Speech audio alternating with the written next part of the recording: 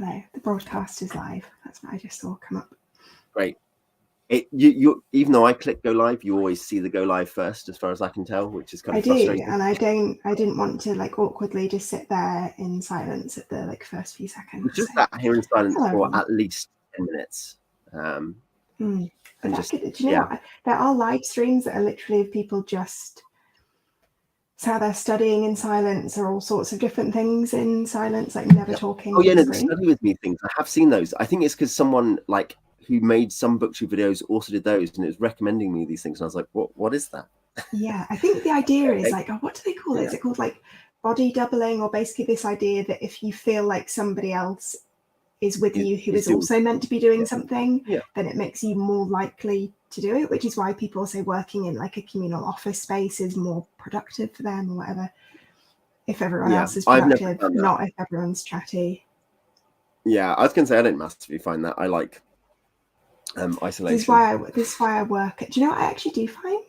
If I go into the PhD offices at my university, I get literally nothing done because I will just chat to everyone the whole time.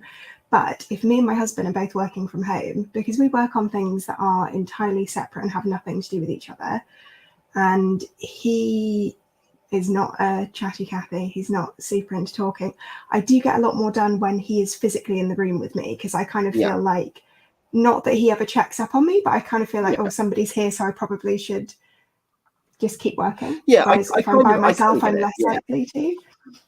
I don't know. Yeah, it's probably not completely untrue, is it?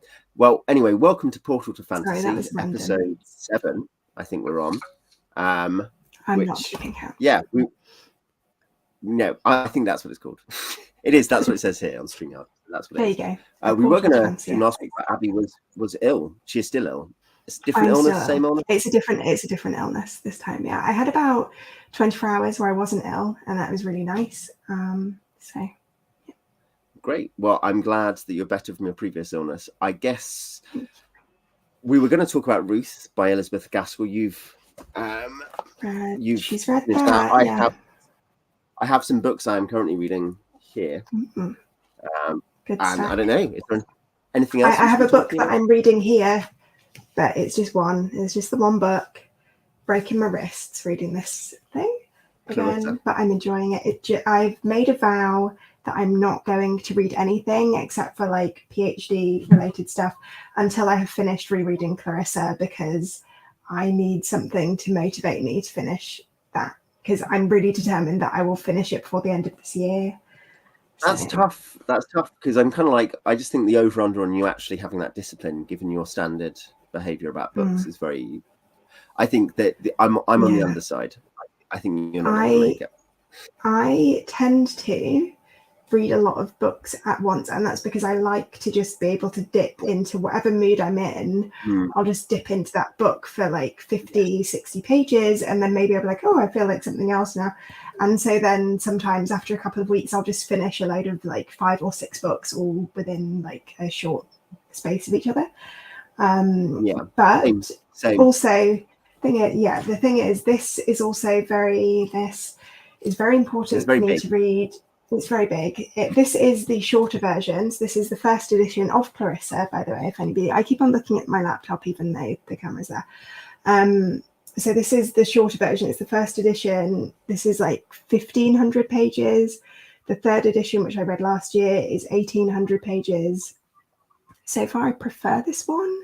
Not just because it's shorter, but because actually the added bulk to the other book was all just the bits about the book that I really didn't enjoy, which was the author just like inserting himself at length to just argue with the reader over things that I wasn't even thinking, and just kind of like really hammer home very like, I don't know, minor points that I'm like, okay, I get it. Like, why does that matter? Well, didn't you say what happened? Richardson was told people are confused by these things and they're offended, and so he was like, I need to make clear that I need to make clear why this is good. Basically, people didn't like, spoiler alert for anybody who was planning to read Clarissa. I always feel weird doing spoiler alert for like such old, from old books, because I feel like surely if you wanted to know about this book by now you would have. But so people didn't like the ending because Clarissa dies. And what people wanted was Clarissa and Lovelace, her, should we say ravisher, that's a more 18th century way to put it, to get married and get together, because that would have been the societally acceptable and apparently romantic thing to do at the time. So mainly the women, the female readers, were really like upset that they didn't get married and they didn't have a happily ever after, because that's what's meant to happen. But he just kills Clarissa instead. She just dies of an unknown cause and ascends to heaven in this very glorious angelic way. And people didn't like that. And then they kind of began to blame, a little bit of victim blaming Clarissa for her behaviour and saying like, oh, well, she kind of brought it on herself. So in the third edition of the book, the author just goes through like almost like page by page and is like, here, everybody who argued with me about this, and we'll just like go into like long droning paragraphs about like why anybody who said this was wrong.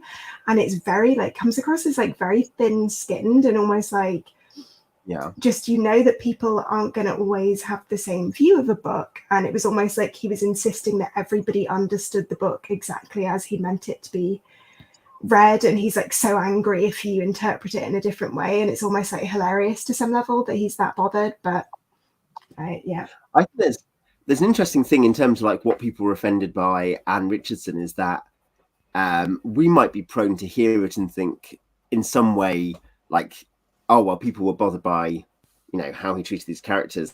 And the woman died. That's bad. But actually, probably by our current mores, in some ways, he has to be seen as progressive for his time, doesn't he? Because part of what's happening there is he just thinks Lovelace acted so badly, and Clarissa, there's no requirement on Clarissa to ever treat him well or nicely. Like he's doing the opposite. He's very much on the side of the female victim of abuse, isn't he? From what you told me. Yeah, and also like the treatment that Clarissa suffers under her family would not like have been, I'm not going to say it was like super common, but it would not have been unheard of. And basically the whole original plot is that she's being forced by her family to marry somebody who she does not want to marry, which is kind of a common plot of my own book as well, Oh Dear Maria. And it's a common plot point, but particularly in this book, she really does not want to. And buy all good stores. I mean, Amazon. You can buy Oh Dear Maria, Amazon. Yes. Or if you come to my in real life writing group with other writers, then occasionally I flog them there to people too and force them to read and review them. If you're incredibly dedicated to getting this book in person, you could do that. So you're saying bad stuff. Her family, I guess, family abuse. But so here's the thing. So the bit that I was just reading most recently, so Clarissa has just run off with Lovelace, but just before that, her family is saying like, oh well, come on, it's not that bad. Basically, like we'll just force you to marry this guy that you just keep on saying that you hate and he's disgusting and you don't want to be in the same room as him. And basically, like you don't have to go back to his house until you are like okay with him, and you can just marry him and just stay here at our house until you're like satisfied with actually being his wife, and that can be as long as you want, but just legally you have to be married to him, which kind of like in its time would not have been that unreasonable. And actually in a way her family are being, I guess, kind of, I don't want to say reasonable, but they're kind of like offering some olive branch there, like sure, you don't want to be married to him, but as a modern reader, it's just like just the very fact that she might be expected to marry somebody who she is not attracted to and does not love is just like horrendous. And Richardson really was writing this as like a warning to families who behave this way. And we know from Richardson's earlier novel, Pamela, that he is completely against the idea of marrying somebody who you do not love, because he's basically saying you cannot attend to the vows of marriage if you don't love somebody. Therefore, you cannot be a good husband or wife to somebody who you don't love. So you shouldn't marry somebody you don't love. And that would have been, I wouldn't say unusual, but would have been a little bit fanciful, a little bit romantic, little bit like, you know, he wouldn't have been that common as an older man to have held that opinion. So well, we were just touching this before off stream, but I guess there's the way in which it's probably very easy for many modern readers or modern people to not get what the evangelical reform movement was like in terms of its and how much its views really some of its views, not all, but will forerun some of those things we take for granted, and other things will really not in terms of how we live now. But yeah, and Richardson is very much there, like a religious reformer who's like, we need more moral behaviour, more protection of people, more love in marriage, rather One than day like. I want to do a video on Richardson's rules for marriage, which he lays out in Pamela, which I find really interesting, because actually they're kind of he wrote them in 1740, and they're probably quite progressive for the time. He very much is like, he's really adamantly against this, like the obey part of the female, like traditional female wedding vows. Really basically thinks that if you have a good husband who's kind to you, that you shouldn't need to be told to obey him. Like, he should just be asking things of you that don't feel like a sacrifice to you to say yes to. Very, very interesting, and that women should be given like financial freedom by their husbands, so long as they are like, being good wives. It's very interesting, because it feels, a lot of what he says feels like, well, obviously, and some of it even feels a bit like archaic and quite like misogynistic and all of that. But actually, for its time, he was probably quite a radical, I wouldn't say feminist, but he definitely saw a lot in women. He believed that there were many women who were capable of being far more intelligent than your average man. He very much did not think that there was any like reason why a woman could not achieve mentally things that men could. And he would have been, to some degree, uncommon in that. So go Samuel Richardson. I am reading one classic at the moment, which has like a coffee stain on the bottom. I'm going to show you the coffee stain. Lovely. It adds to the charm. Yeah, it does. The Grapes of Wrath by John Steinbeck, which I'm a quarter of the way through. I haven't actually read for like the last week, because I haven't read that much in the last week. I was away with family. I did notice the Goodreads wasn't being updated. Yes, I know it's unusual not to have finished that much. But yeah, I've enjoyed it so far. I'm currently reading. Because I usually have 2 novels on the go. I try to make that the rule that I have 2 things I'm actively reading. But then I've also got a special project at the moment, which I guess I'll touch on. But yeah, The Grapes of Wrath is one, and I think I'm enjoying it. He's a beautiful writer. Like, I don't know if you've read any Steinbeck. This is only of Mice and Men.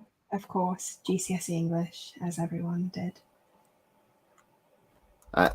No worries, Isaiah. Tell us what you think in the comments afterwards, I guess. I will just put that up. One of our regulars. Okay, well, good luck with the schoolwork. Yes, also succeed at school and in life. We believe in you. Yes. But yeah, The Grapes of Wrath is good. It's nice reading. It's basically an intercut structurally between sort of either descriptive or sort of pseudo-dramatic chapters about like the Dust Bowl famines. Basically, they over-farmed, fed thin plain soils in like one area in America, Oklahoma and stuff. And that led to eventually like degradation and loads of people having to move. And yeah, Steinbeck lived in California with all these migrants turning up and being like, oh man, they're living in hard conditions. It's interesting, like definitely economically, Okies, people who moved, the long-term evidence is they probably did better than people who stayed behind. So it probably was good for them to move, but it was a tough migration. And then we followed this one family, the Joads, Joad, on their journey to California and their experience there. And I've enjoyed it so far. Like I find it hard to get G'd up about it, despite enjoying the writing. I don't know if that's just that it's hyper didactic and it's meant to be, or what. It's also the longest. It's not one of those like stories that you're getting really. I don't know. Sometimes I'm reading a story and it's like I am getting so invested in the characters or whatever, or annoyed or whatever. You know, like keep reading and you have a lot of feelings about everything that's happening. And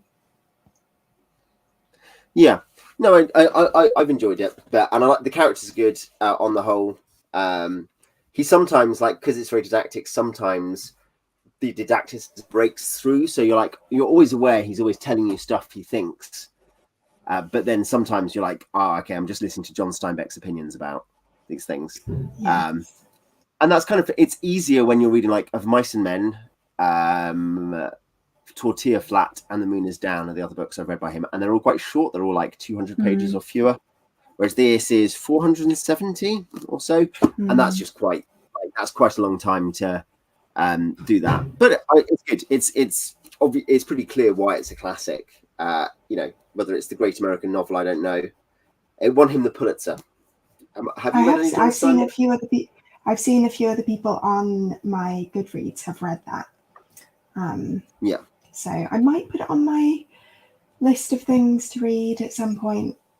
There's a lot of books. It is kind of an Abi-ish novel, like long, not as long as these other ones, but long, melancholic, melodramatic.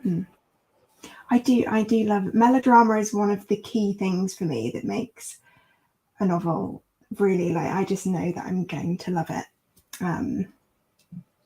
You hear it sounds miserable, and you're like, yes, sign me up. I'll read it next. Although, let me tell you, I did not feel that way about Ruth, the Elizabeth Gaskell novel. You did like Cranford. My first review on this channel pretty much was of Cranford. Yeah, I loved Cranford. I thought it was so funny and sharp. And you've said before, it's like a very Jane Austen.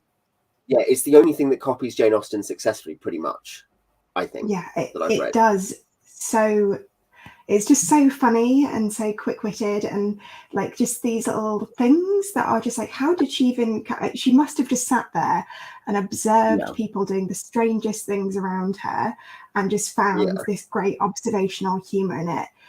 Just kind of the really unnecessary like economies that people will make, even though they waste money in all sorts of other ways. And it was just really interesting, and actually it kind of felt like observational humor, but in this very, and it's also really good natured, isn't it? Like, this is Elizabeth Gaskell in Cranford, who's really positive about the people she's writing about. She likes these old ladies.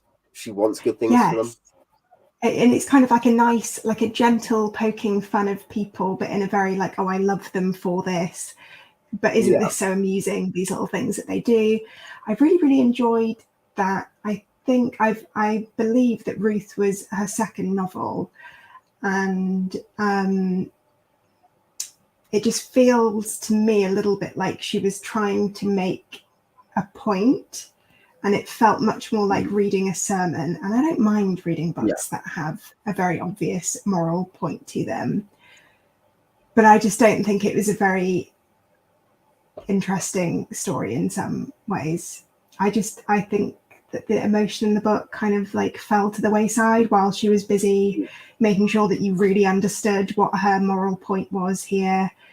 And it just like, I didn't really care what was happening to everyone. Lots and lots of dramatic, horrible things happen. I just was like, okay, fine, whatever. I don't mind. I literally felt nothing at the end. The end is very tragic and sad. The end is very, very supposedly tragic, and yet I read it and I thought, okay. I wouldn't have felt any differently if she'd made that happy ending. I think your Goodreads, at least, you weren't like, I hate this. It's just I'm so used to, like, if I read I'm so used to reading books from this time period that like completely sweep me away. Like, when I was reading Vanity Fair, I'm not going to tell you which part because I don't want to spoiler alert for anyone, but I wept the house down. I could not pick that book up for days. I literally would not read another book for days. I was like genuinely listless and was like, could not engage myself in proper conversation with other people. That is how I want a sad thing in a book to make me feel. I don't want it just make me feel like, oh, okay, that's sad, and then just like move on to the next page. That's exactly how I felt. It did not bring about any emotions in me, and I'm a very easy person to render emotional, so I almost felt like major fail there. Well, and I guess probably Cranford is actually quite an emotive book, I think. Like, it's not tragic, but it's kind of like, there's a lot of stuff where you're like, it's sad in a way that a lot of these women they're just past that age where people still think that they're relevant and interesting, and a lot of them spend so much of their time reflecting on the time when people did notice them and they did care about them, and they would look in the mirror and like the reflection that they saw. And it was this kind of quietly sad element to the book that probably just reflects what a lot of women who are reaching middle age or older often feel, is that maybe they feel they've become quite irrelevant and invisible, and it really like shone a light on these women and showed them to be full of life and funny and just like lovable in their own way. But these women felt so irrelevant and hidden from the world, and as if nobody really, why would anybody care what I have to say? I'm a woman in my 40s or 50s. And so I think that was like a real sadness in it, probably because it comes from a very genuine human experience. So whereas I felt Ruth was a little bit contrived, and I know that is an obvious thing to say about fiction, but it did feel like the emotion was contrived. The best fiction, whether or not it's kind of hyper dramatic or everyday or whatever, I think does rely on like well observed human who actually matter. A book I think that's really this is the special project book we're reading at the moment. Friends, the Silmarillion by J.R.R. Tolkien, which is it's released after his death by his son. I guess we've got a prequel now because of when it's released. But he was writing this. This was the kind of the best final version that his son could put together of something he'd started writing basically in 1916 in the trenches. Like the main thing he wrote for most of his life was the early stuff in Middle Earth, and then he ended up writing The Hobbit because he was telling a story to his kid, and it turned out it was just a thing in his world. And then he wrote The Lord of the Rings as a sequel to The Hobbit, and so they were outgrowths of this much bigger project where he was writing about the early sagas of the elves and stuff they did. And it's one thing I've said in some of my videos I made on it. I've made a bunch of videos in this channel about it. Is that it's not a novel in the sense that it's prose, it's fiction, but it's not a novel because a novel has particular form and style, doesn't it? Like not everything that is prose fiction is a novel. I think we've come to think it is because of length. We're like, oh, if it's like 150 or 200 pages plus, it's a novel. But it's much like reading ancient mythology or biblical history texts. The style is much more informed by those. And he's incredibly, one, he's a beautiful writer, and two, he's like an incredibly efficient writer. I think one of the most impressive things is how quickly he establishes when he wants to character or events, and how he does it incredibly poetically as well. It's just very, very moving, very, very effective, touching language. I'll see if I can find an example. But yeah, it's I don't know. You haven't read any Tolkien, have you? No, this is another one on my list of people to read. I suppose if I stop rereading Clarissa, then I might have time to get some other authors in there. But as the most unloved book in the world, I will.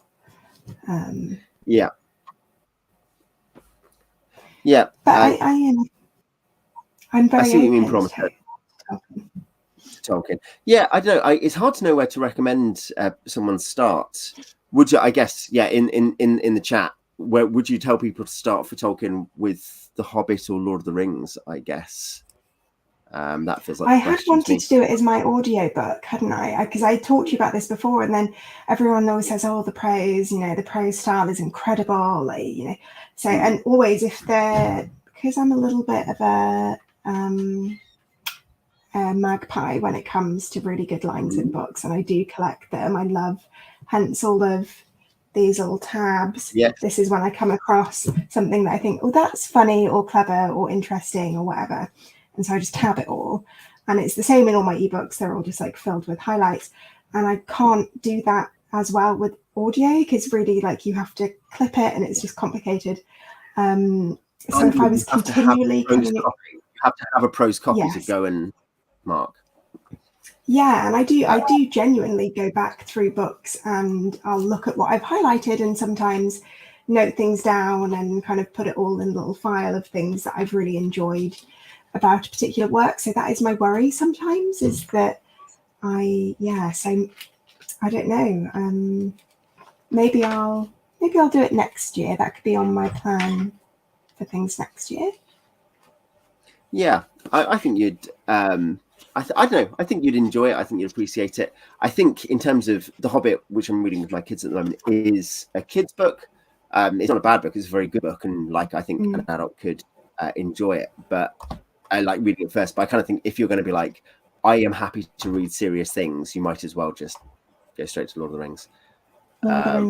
Do you know what? Actually, yes, I have. With lots of things, I've started by watching the film or a TV adaptation so that I can get really into the storyline. And almost when you hit like a slow patch in a really long book, you kind of know what's coming in the plot, so that can give you a bit of extra momentum to just keep reading.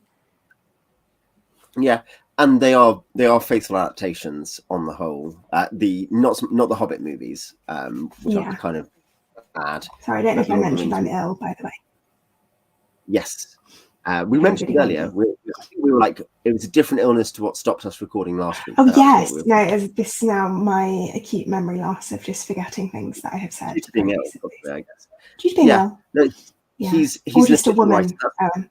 That's fine. Well, the channel's being taken down now, isn't it? Due to these comments. No, I think he's an efficient writer, and he is. One thing I think is you've got all these big series like Robert Jordan Wheel of Time is the most obvious, 13, 14 books with Brandon Sanderson like finishing the last couple, and they're all like 800 or 1,000 pages long or something. And Tolkien writes 1,000 pages long, and it's the best, the best fantasy novel of all time according to most polls or whatever. Yes. So there really is like an efficiency where he's good at, and the Silmarillion, like it's not so much the spoilers, but I think there's just his phrasing is always really good, and I don't really want to like spoil something, but you want to just find something to say, oh, isn't this a nice line, just because he has a good style. He has a style that you enjoy.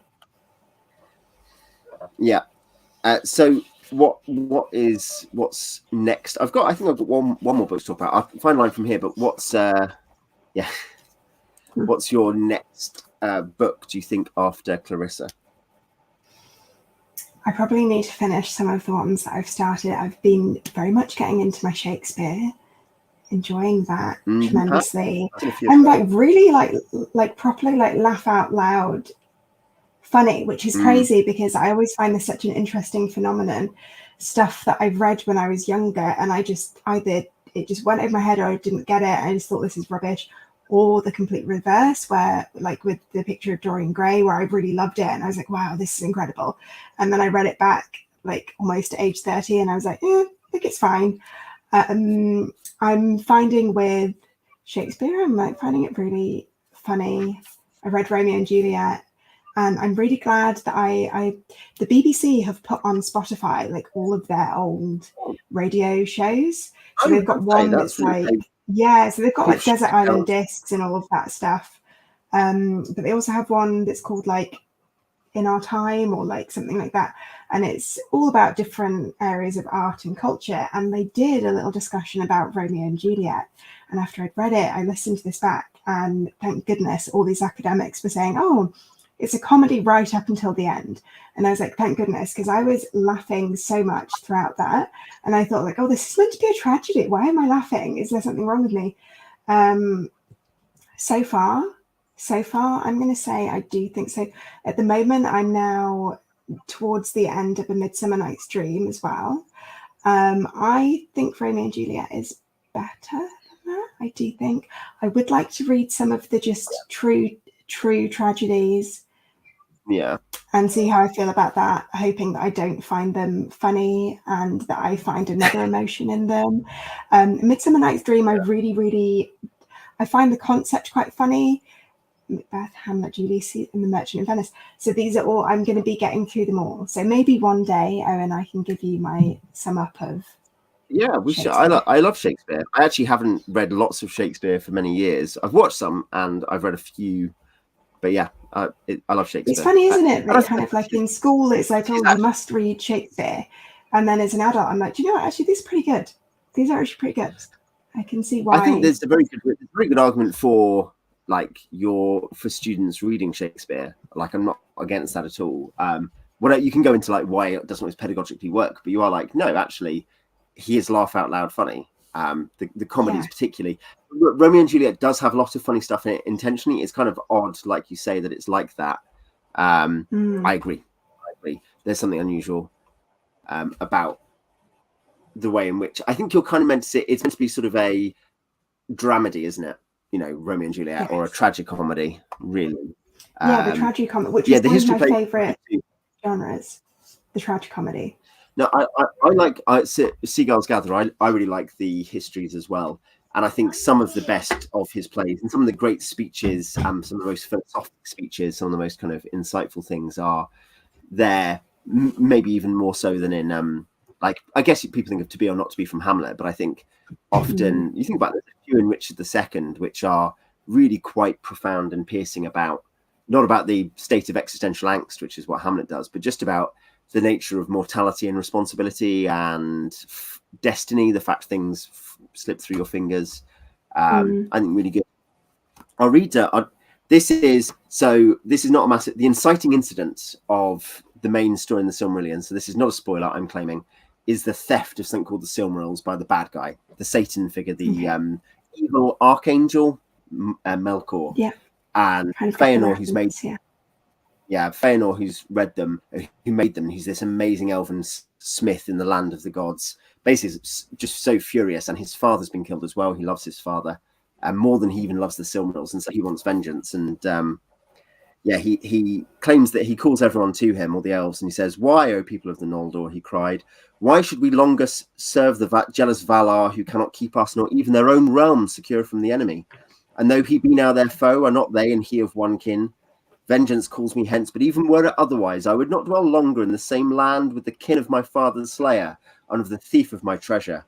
Yet I am not the only valiant in this valiant people. And have you not lost your king? And what else have you not lost, cooped here in a narrow land between the mountains and the sea? Here once was light that the Valar begrudged to Middle-earth, but now dark levels all.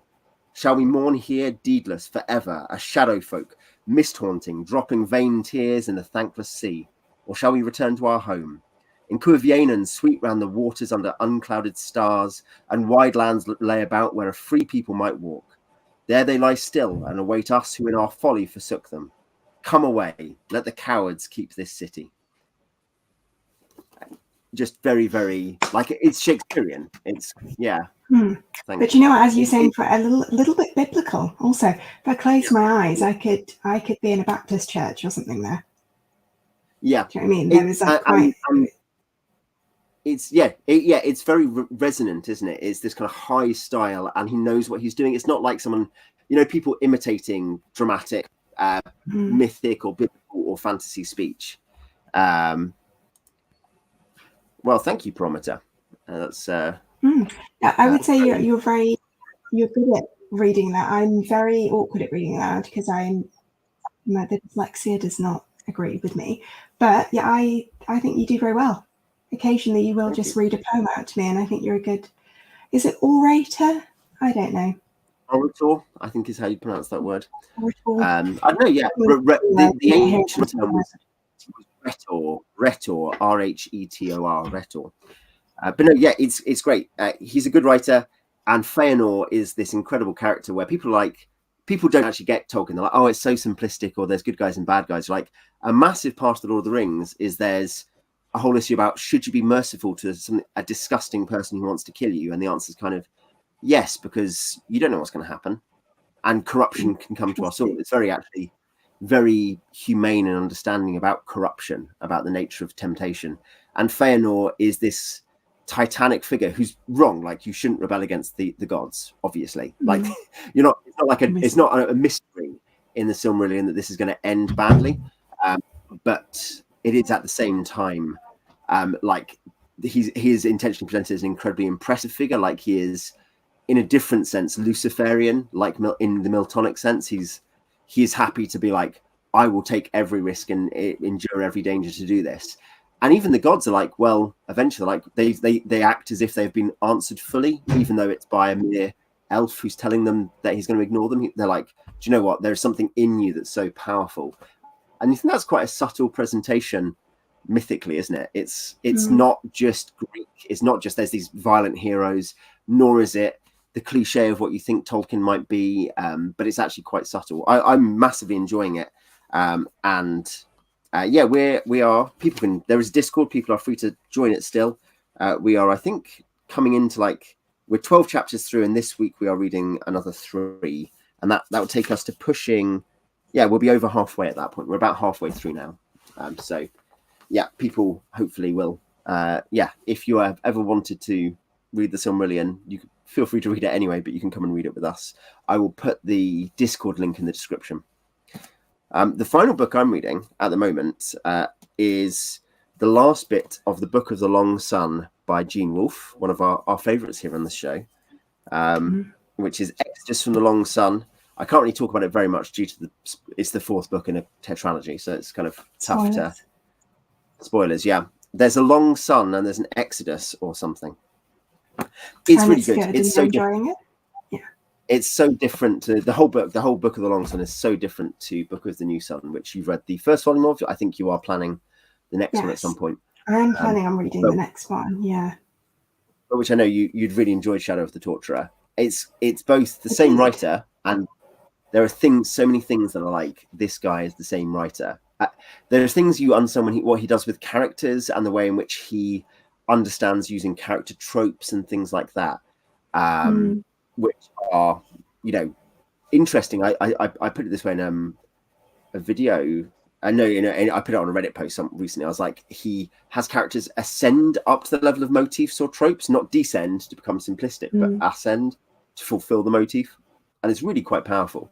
And that's really similar. But the writing style is completely different. It's not this one mad guy in first person. Sorry, what did you say? Be very interesting. I said that would be very interesting. I did the Book of the New Sun, but I felt like the writing was just probably clever enough that I would enjoy it in a different style too. Yeah, that is a quote from Lord of the Rings. Really, what I was saying about should you have mercy. Yeah, that's right, and that's a very.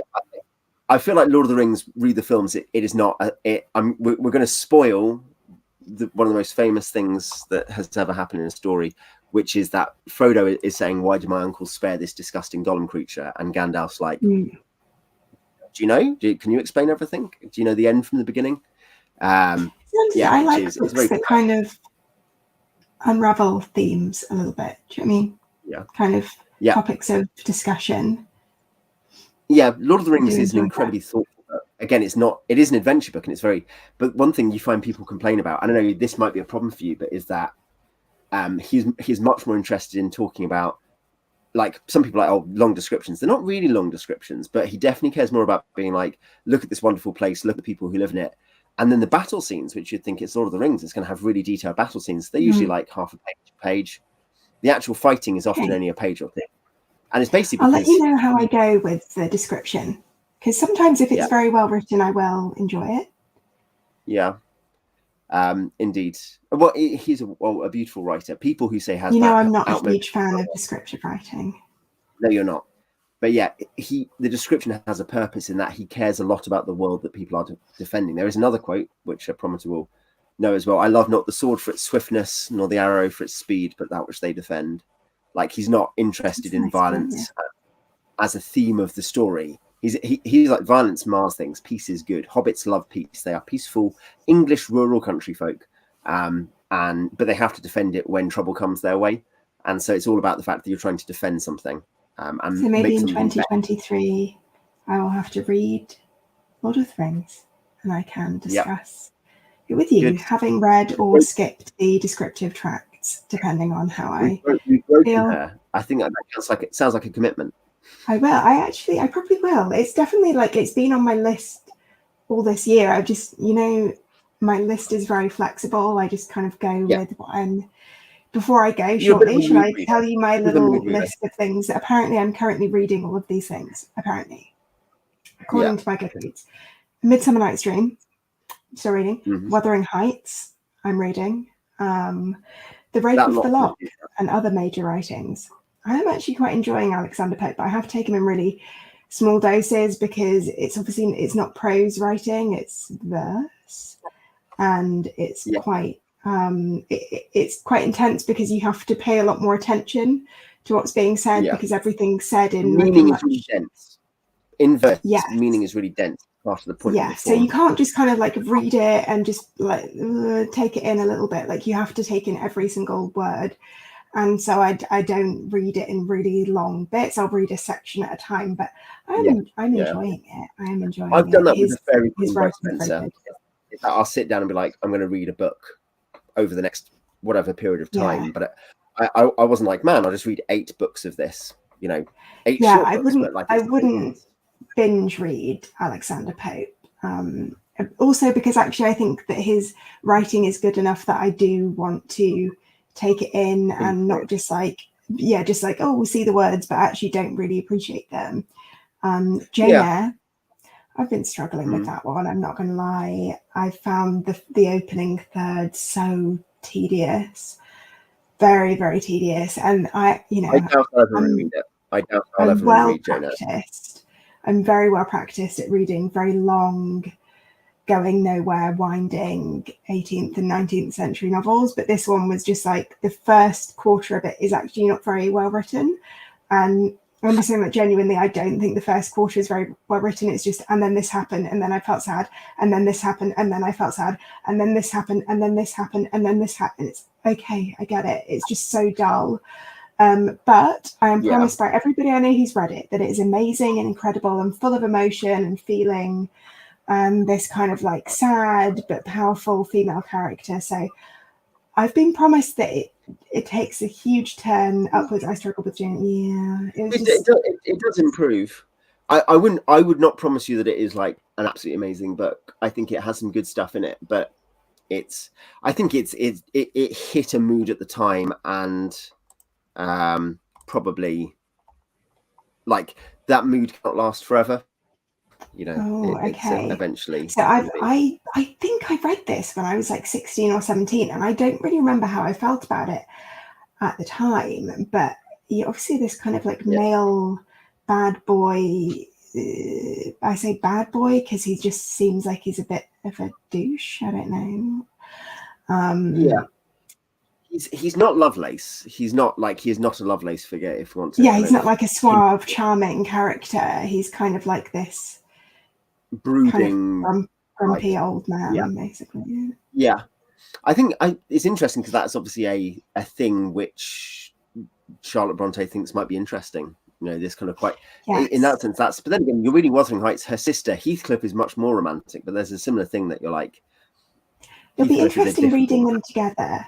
And somebody said to me, she was like, oh, apparently you're either type A or type B, and type A is Austen and type B is Bronte, and that people who love Austens tend to struggle a lot more with Brontes, and people who love Brontes tend to struggle to fall in love with Austens. And maybe it's just because they're two very... How do you feel about Heathcliff? So far, preferable. So far, I actually am preferring Wuthering Heights, which is interesting because a lot of people I know really hate it and just think it is the most ridiculous, unromantic novel ever. I think a book can be that characters can be objectively unromantic, but you can find their story I don't know. Yeah, I don't know. I doubt I will ever reread Wuthering Heights or Jane Eyre, I guess. I do want to watch this one, Emily, that's come out, by the way, the one about Emily Bronte. That looks quite good. Yeah, I was going to say they're kind of interesting people in a sort of dramatic way. I do find them very interesting. Yeah, I've also I enjoyed Agnes Grey by Anne Bronte. So maybe I'll try Anne. Oh, and the other thing that I will be reading is The Imitation of Christ, which I've been trying to finish for ages. Wuthering Heights is favourite Bronte. Well, maybe I'll come back and I'll do a little summary of how I found the Brontes. Yeah. And The Imitation of Christ, I have many, many, many varying thoughts on.